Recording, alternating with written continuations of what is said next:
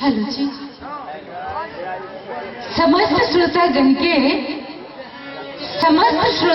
के सम्मान करे छी, समस्त श्रोतागण के सम्मान करे छी।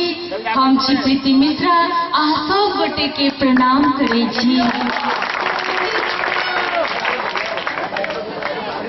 और सबसे पहले हम एक अपन मिथिला के वर्णन राखब और मैं बहन से आशीर्वाद भरल थपड़ी चाहबन एक बेर जोरदार हमरा ला। मैं बहन सब गोटे बहुत बहुत धन्यवाद। अहूँ सब गोटे धन्यवाद।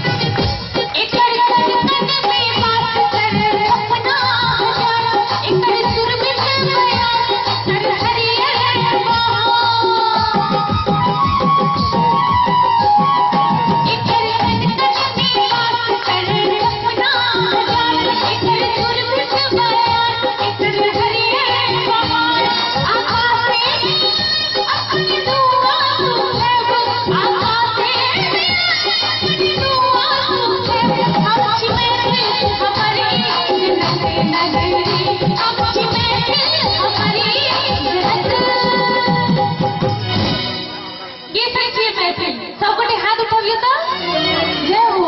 अब मैं बहन अपने सब मैथिल छिए ने, सब गोटे मिथिला मैथिली भाषी छिए ने, एक बेर जोरदार थपड़ी होय मैं बहन कि हम छी मैथिल हमारी जनक नगरी सीता हमारी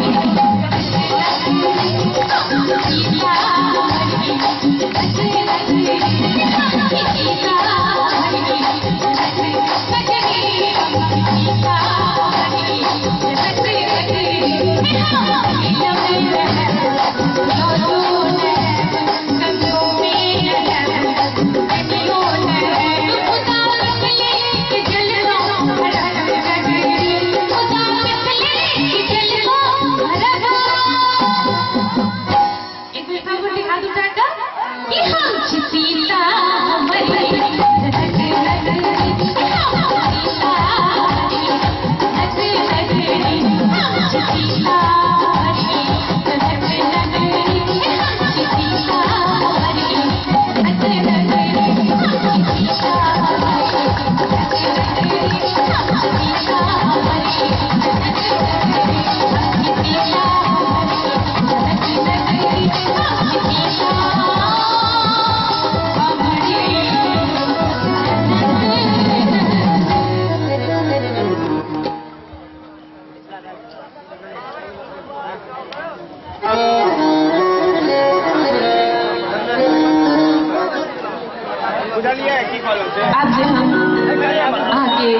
एक लोकगीत सुने से माननीय राम सेवक भैया गीत लिखने छे।